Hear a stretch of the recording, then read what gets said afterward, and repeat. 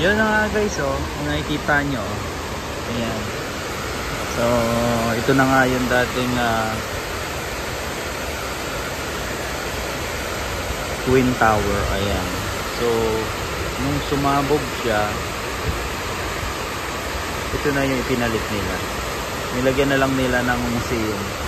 So, yung pinuntahan natin kanina sa ilalim nito. Ayan, sa ilalim. At yung mga pangalan na mga namatay, I think ito yon. Nilagay nila. As in, paikot. Nilagay nila yan. Paikot. So, ang ganda kapag nandito ka. Makikita nyo ka.